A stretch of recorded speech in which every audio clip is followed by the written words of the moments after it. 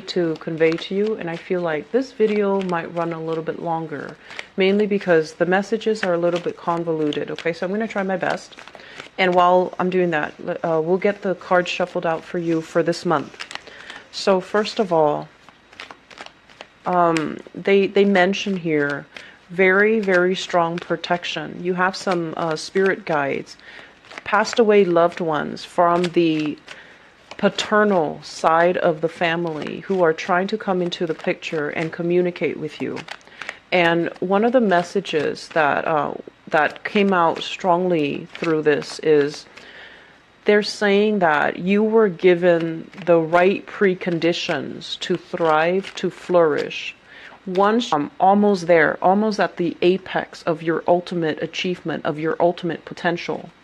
And so you're meant to be there so that you can also be the catalyst so that other people can thrive, other people can flourish, so that you can uplift people in some way. And I'm also feeling some of you are just like, well, that's not me. I was, given the short end of the stick. I had a lot of responsibilities dumped on me at a very young age. I've had to take care of a lot of people, and I feel like many of you found yourself, at a young age where you were always the responsible one. And because of that, parents expected a lot more from you rather than your siblings. And it almost felt like, it was like double standards, right? And then others, you were always a lot more emotionally more mature than your peers.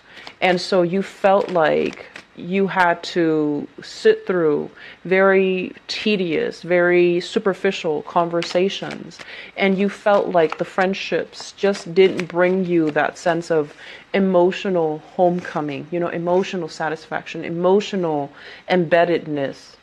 And it can feel very, very lonely being a Virgoan child coming into the world where we feel like we couldn't connect with our siblings.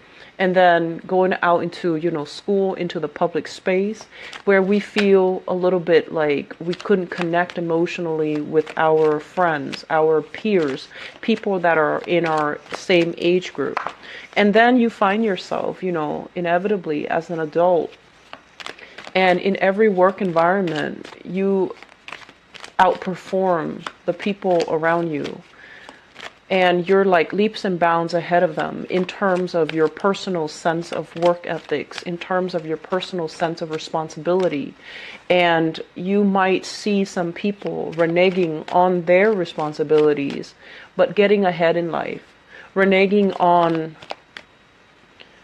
just like cutting corners, or people that talk really big, but when it comes down to how much do they really know, they might not be able to deliver. And you see them succeeding. You see them making strides in their professional life and making, really positive, professional upgrade. And you're just like, how is all of this fair? And so going back to the first message that I mentioned, you are given the right types of nourishment so that you can grow. And I'm given an image of a tree. And if you think about a tree, it needs to basically get battered left and right by wind, by, inclement weather, by rain, by whatever adversity the universe decides to throw at it, so that it can form a very, very strong, trunk, so that it can form strong limbs, so that it can, continue to thrive and flourish and provide shade for everybody else. And so is it, fair to compare us to the tree? But I feel like the right nourishment is the right amount of love, is the right amount of opposition, is the right amount of challenges, so that you can grow to the most, the optimal human being that you can be. And the right amount of nourishment in your mind has always been love, affection, acceptance, justice, right? Like all of these things, that these really high moral ideals that you believe in. But when a life is too smooth, too easy, it can make people very, very complacent, sometimes lazy, sometimes, taking things for granted, kicking up their feet, coasting through life, cutting corners.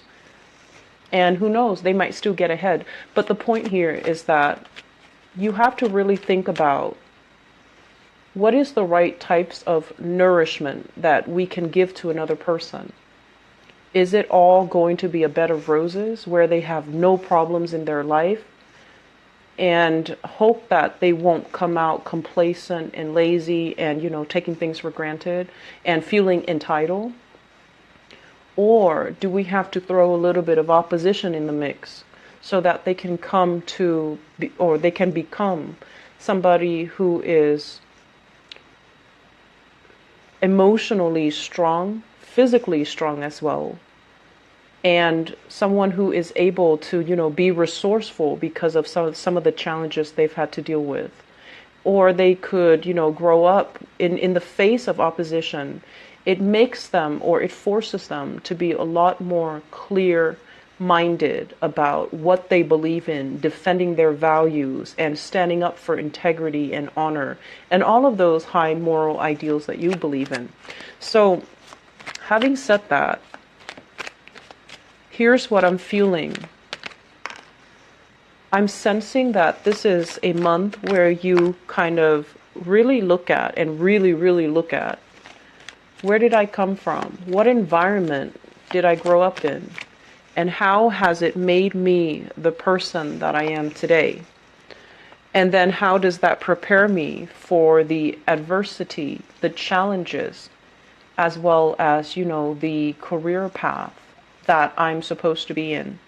So when I did your reading, I felt like, that astrology wheel. And the fourth house, which is about family, your roots, it's a psychic house. It talks about our insecurities as well, because all of it is, we are ultimately byproducts of our environment, of our childhood conditioning. And then in the opposite spectrum, in the opposite, the polar axis of that is the 10th house, which is your career house, how you make yourself known in the world, how you portray yourself in public, how you want other people to perceive you. And so if there are sore spots in your family sector, you need to take care of them. Otherwise, you're going to spend the rest of your life trying to compensate. So for example, if there was a very intense lack of affection in the household, you're going to go through life in your 10th house, not really knowing how to command, not really knowing how to achieve compassion and respect for the people that you lord over, or the people that work with you, or the people that work for you. There's also elements of abuse of power.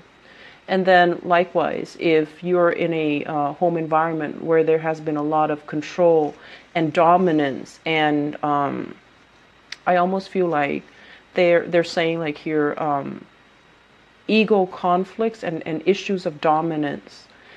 If we take that energy into the public space, and if we haven't healed from that and we take that into the public space, there is going to be tremendous abuse of power.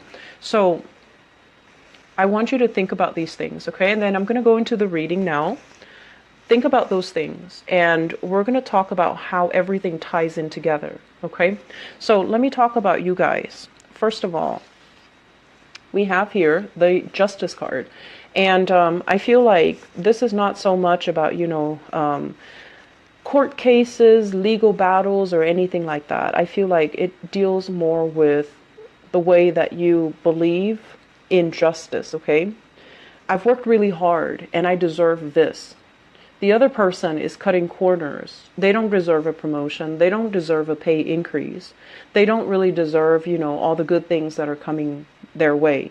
So many of you, despite everything that you've been through, despite everything that I mentioned before, this sense of I'm a really good person. Why are bad things happening to me?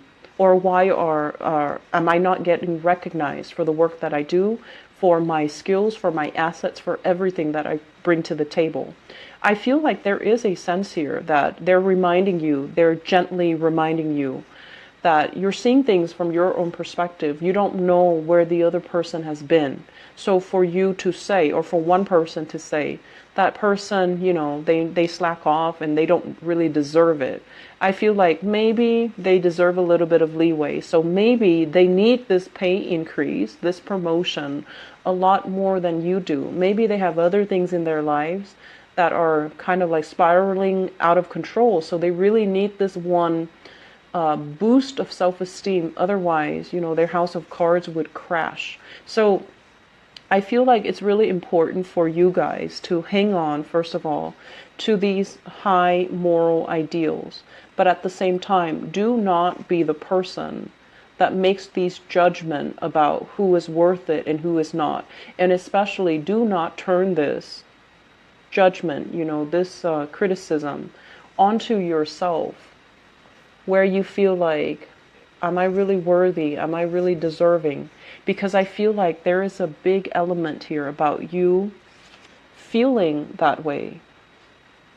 Feeling like very exposed and very vulnerable, uncomfortable in your own skin, getting yourself into something that you're not emotionally or mentally prepared for. And then doubting your capabilities, doubting your skills. Am I going to float or am I going to sink? Am I going to be able to make it, or are other people going to laugh and mock and ridicule me? Okay, so this energy here, I feel that, the fourth house, like I mentioned, it's a very psychic house, and it deals heavily with, things that we hide from other people, things that make us really uncomfortable. And I feel for many of you, this is being in the limelight, being in the public eye. When you talk, a lot of people are going to be paying attention, being televised, being taken, having people taking pictures of you, and getting a lot of fame and recognition. And when it's in the reverse position, there's a sense about you where you are very, very private about your personal life. You don't want to, take on that Leo quality where you are hogging the stage or you are revealing too much about yourself. So I feel like there is a major fine line here about you guys coming in this month where you have to be, where you find yourself in this position where you really have to, hype up your skills. You have to really sell yourself, and you don't really know how, because your life is all about modesty. It's all about, believing that good things will come to good people. But sometimes we need to give ourselves credit when credit is due, okay? So if you meet somebody new and you want to impress them, you want to land that job, you want to get that loan, you want to get that grant, get that funding, you need to hype up your skills and your assets. You need to stop being bashful. You need to hype up, the adversity. Where have I been? What, situations have I had to overcome to get myself where I am right now? And how much determination I have because I've overcome so much adversity in my life. So do not shy away from everything that made you who you are. Do not shy away from disclosing your past, because in the process of disclosing your past, even if something is might have been very painful, I feel like it's a very healing process, and it will allow you some insight, some wisdom into why things had to happen the way that they happened. They happened because you needed to have that sense of adversity at that age so that it can shape you to be who you are today. So I honestly feel like, this is a month where if you don't believe in magic, if you don't believe in, everything happens for a reason, you're going to come third.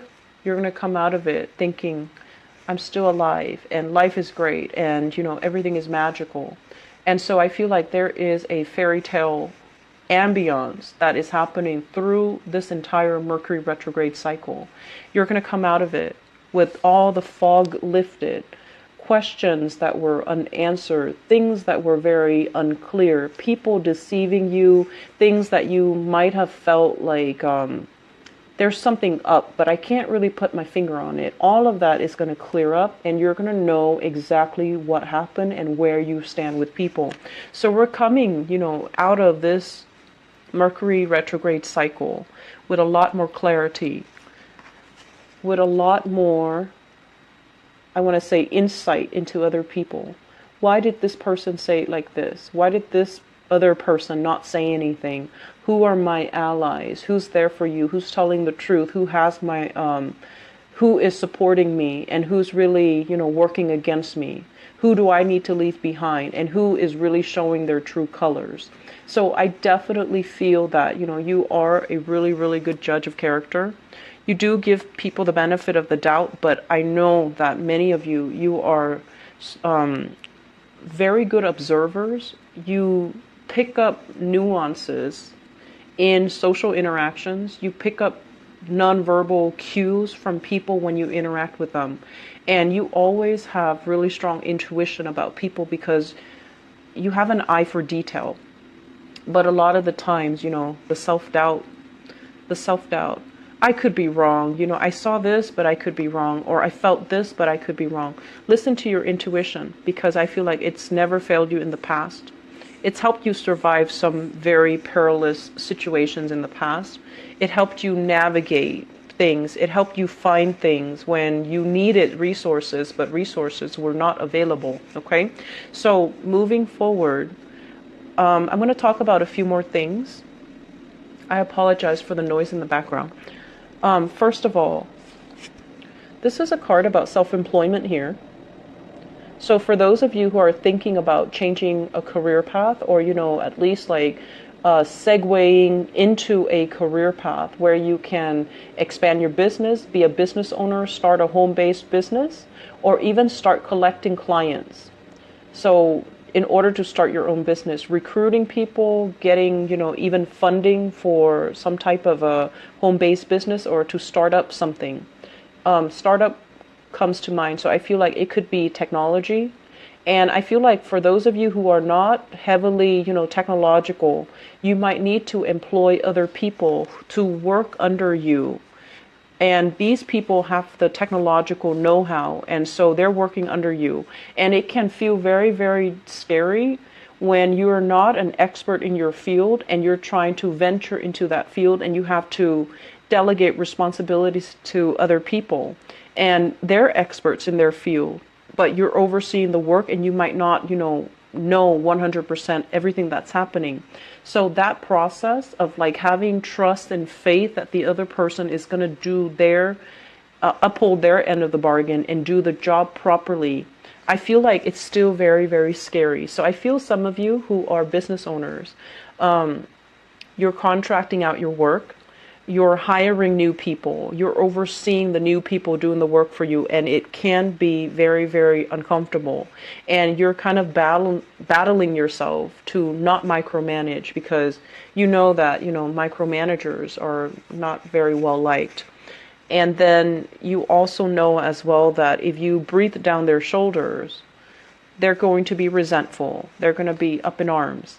But you also know that you have to give them, incentives for them to work fast. You also know that you can't give them way too much leeway, because then they're going to feel like they're self-employed and they're going to work at their own pace. So trying to find this middle ground where we don't micromanage other people, but we don't at the same time become an absentee boss and just let the workers run the ship. I feel like it's a very, very fine line, and some of you need to find a way to rectify the situation. And I would say that, the best policy overall is to be very strict in the hiring process. Who you bring on board, do they have good recommendations? Doing that to begin with is going to save you a lot of trouble. So you're in the process of experimenting, and I feel like it's kind of like at the later stages of this process of experimentation, because you've already got some things finalized and you're already on track to recruiting possibly the best of the best and people that you trust.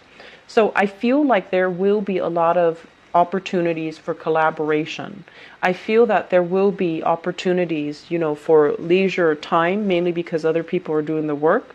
And you're not going to be terribly busy, so you definitely have enough time to start a new venture, to start a new business, to do something on the side to create money for you.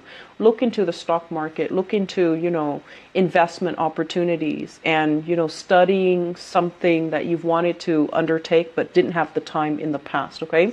So moving into this month, there is going to be a major, major change and a major overhaul in your financial situation.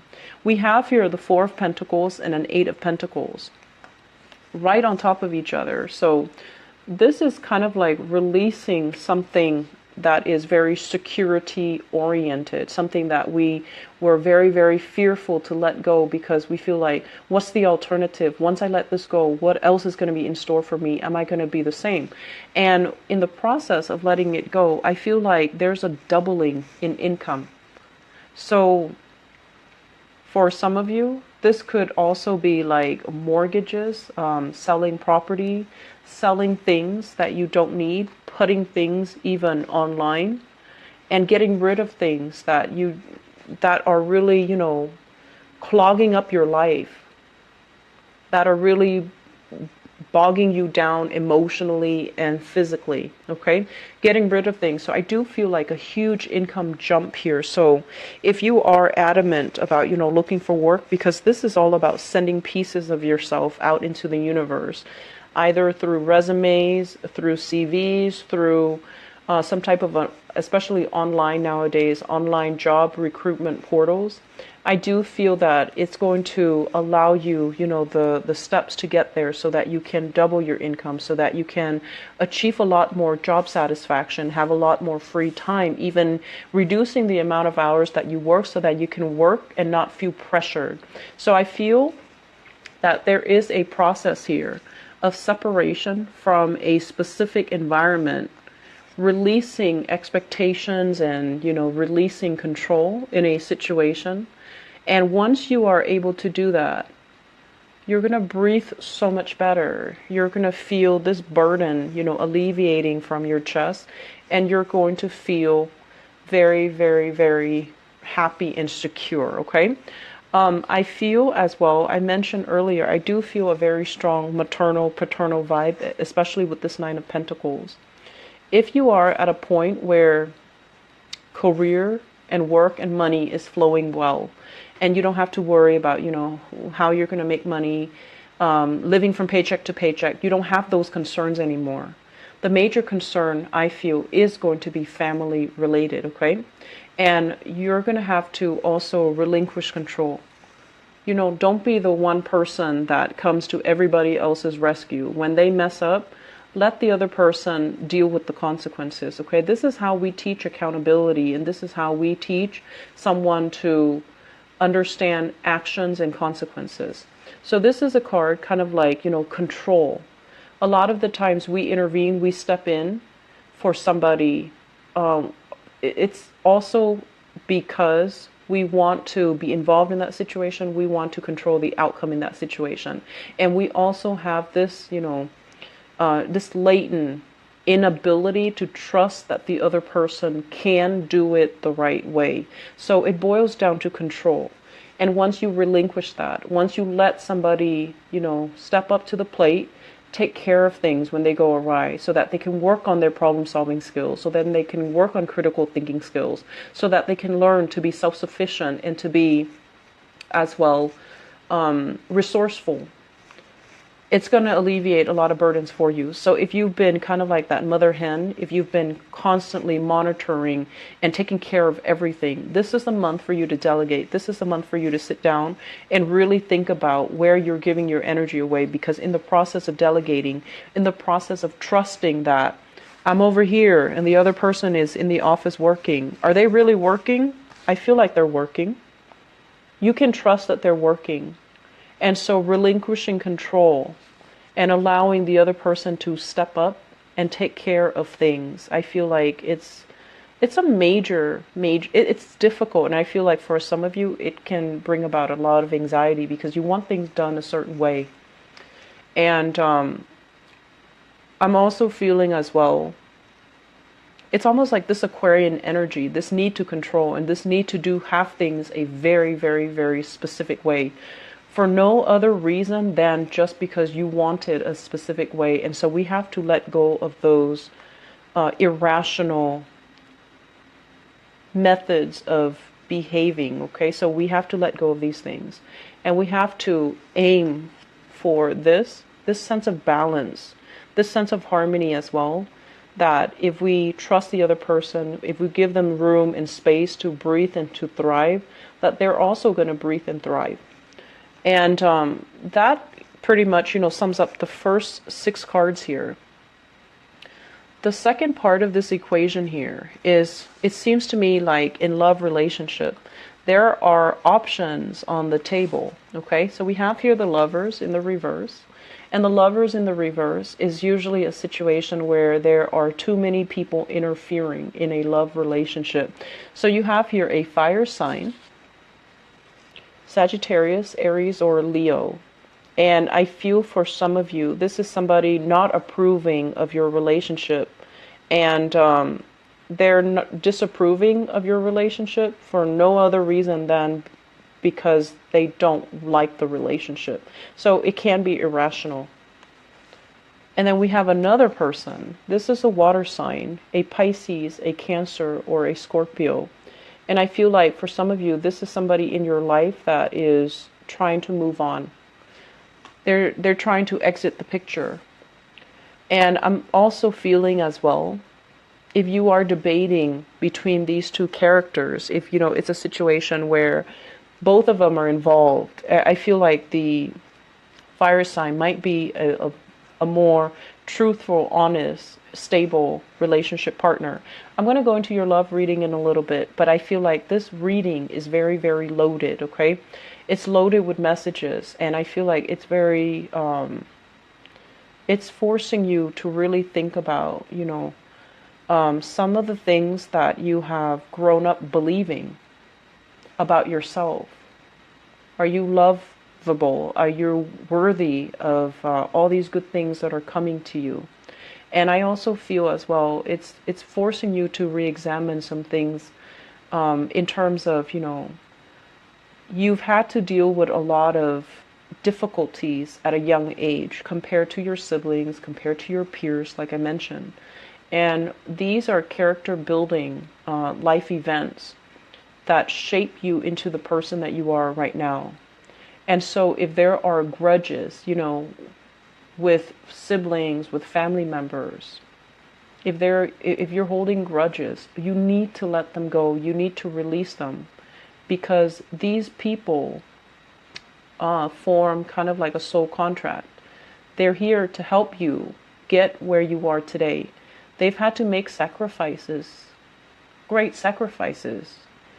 And I also feel that they've had to make sacrifices in terms of not being in your good graces. Like they've had to do things that even now you might not like them, you might not speak to them, but they have a soul contract with you to get you where you need to be.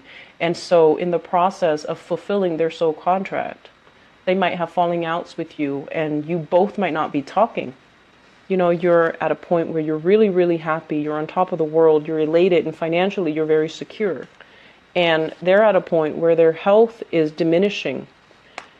If you have these relationships, you need to reconcile, okay?